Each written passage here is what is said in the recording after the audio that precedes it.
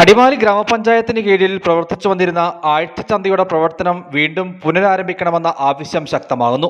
കർഷകർക്ക് നേരിട്ട് പച്ചക്കറികൾ എത്തിച്ച് വിപണനം നടത്തുന്നതിനും ആവശ്യക്കാർക്ക് പച്ചക്കറികൾ വാങ്ങുന്നതിനും സൗകര്യമൊരുക്കുക എന്ന ലക്ഷ്യത്തോടെയായിരുന്നു ആഴ്ചച്ചന്തയ്ക്ക് രൂപം നൽകിയിരുന്നത്.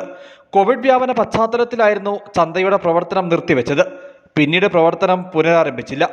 ചന്തയുടെ പ്രവർത്തനം പുനരാരംഭിക്കാൻ നടപടി ഉണ്ടാകുമെന്ന പ്രഖ്യാപനം പിന്നീട് വന്നിരുന്നുവെങ്കിലും മുമ്പോട്ട് പോക്കുണ്ടായില്ല.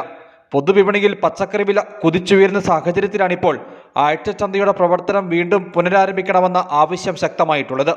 അടിമാലിയിലും പരിസര പ്രദേശങ്ങളിലും കൃഷി ചെയ്തുകൊണ്ടിരുന്ന കർഷകർക്ക് അവിടെ ഉൽപ്പാദിപ്പിക്കപ്പെടുന്ന സാധനങ്ങൾ വിൽക്കാനും ഉപഭോക്താക്കൾക്ക് അവിടെ ന്യായമായ വിലയ്ക്ക് നല്ല ഇനം പച്ചക്കറികളും മറ്റും വാങ്ങിക്കുന്നതിനും ഒരു സൗകര്യമൊരുക്കിയിരുന്നു.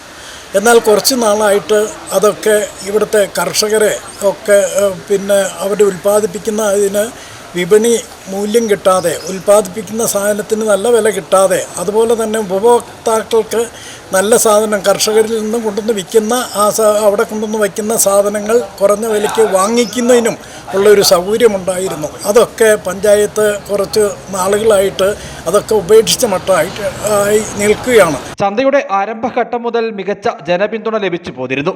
ഗ്രാമപഞ്ചായത്ത് അങ്കണത്തിലാണ് ആഴ്ചച്ചന്തയുടെ പ്രവർത്തനം നടന്നു വന്നിരുന്നത്.